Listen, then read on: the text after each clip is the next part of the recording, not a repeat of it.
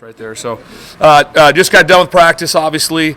Able to work outside with probably about half our practice. So we got some reps outside, got some things back inside too. But kids did a great job for us. Per usual, that's the one thing I've said over and over again to everyone here in the media that on defense, offense, special teams, all phases right there. We got a bunch of great young men that we're coaching for us right there. Obviously, I'm dialed into the defensive side.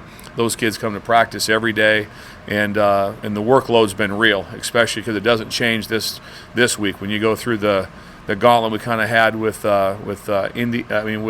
Minnesota, Illinois, obviously prior to them, and Michigan, we have had a lot of games that are trench games, and so this game will be the exact same thing. And so we're working really hard to be able to defend the part that they're really, really good at the University of Wisconsin. I'm really good friends with several guys on that staff, and I know what they're about, and I know how they operate, so I also know what kind of game that we're in for. So I know how much they preach their toughness, the physicality, able to run the ball, and obviously have a very gifted quarterback. They do a lot of things in the air too, especially off of play action. So we've got our hands full, but we've prepared extremely well. So that part's been a big plus for us. So we're excited to go on Saturday at 11:07 Central Standard Time. So fire away. Hey Bill, how valuable has Isaac Gifford become to this defense throughout this year? Just the versatility he has, how you use him against Michigan, and just what he's meant to. It's been a lot, especially going from the starting nickel to the starting safety is a lot. And he handled it extremely well. So, Isaac's just a tremendous player, tremendous young man. He's up here 24/7. And so that's why we made that change with it. Actually, we got blessed with it because also with that change, he wasn't going to play that much. But Phelan Sanford got a little bit of a bruise. He's doing fine now at that. But he was unable to go for part of the game. And so he was going to play some, and him and Isaac were going to split those reps, and so Isaac ended up taking all those for us. So very happy with him. I say he's a great young man, love coaching him, and he has the ability to do both again this week. Those Miles Farmer sort of come back into practice, and what's his value, obviously, for you guys? We missed him last week, and obviously it was a situation that he brought upon himself, and but we have a very clear, disciplined process that we follow. And that's been handled. So he has done his punishment. He's back with the team and back going. So expect great things out of Miles. We missed him last week because he's tackled very well, especially in the box, and that was an in-the-box game last week. And so to have him back means a lot to us, and just for depth and other reasons helps us a lot. So we're glad to have him, that's for sure. Javen Wright got a good amount of snaps. What have you seen from him? I know he's had the injuries early in his career, but where he's at now and how he can help you going forward. Well, Javen Wright's done a great job for us, and he went through a lot of injuries and things that have set him back for a long time. And then he had a couple setbacks throughout the year with just a couple little of true physical things, nothing to do with some of his previous injuries.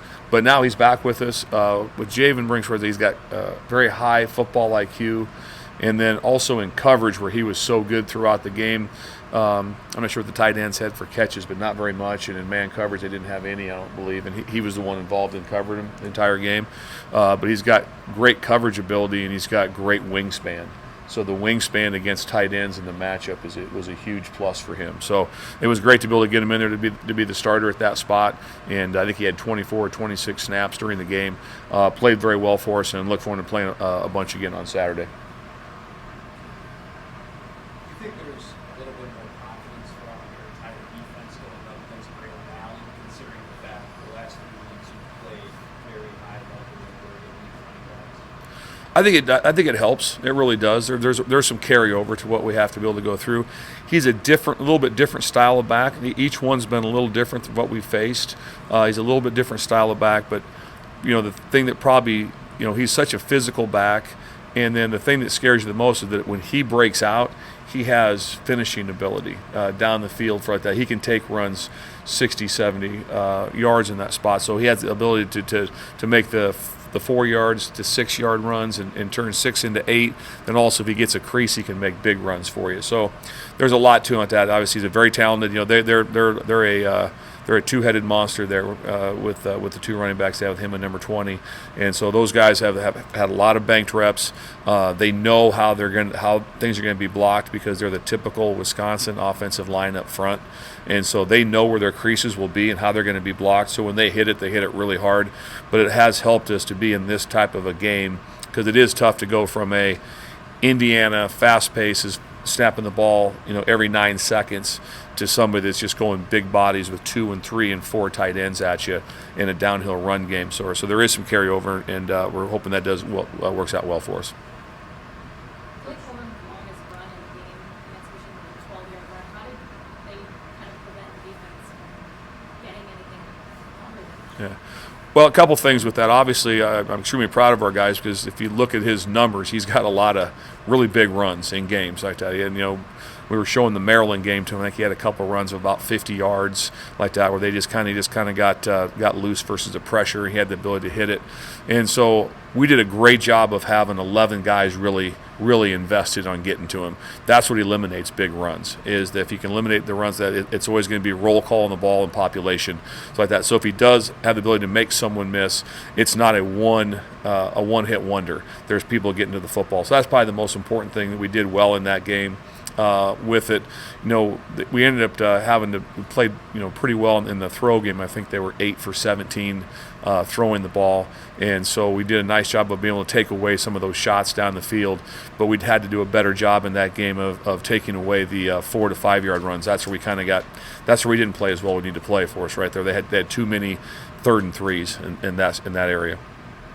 Coach, Wisconsin kind of gave up some turnovers. Their offense gave up turnovers last week, and that's something that this defense hasn't really got to pick again as the turnovers. How much do these guys look at those opportunities that Wisconsin's offense gave up last week as an opportunity to get back in the turnovers? We sure stress it. I mean, it's one of those things. We stress turnovers. We do everything we can to talk about it. We have Turnover Wednesday, which is turnovers for us, none for our offense, and so that's a stress for us at all times.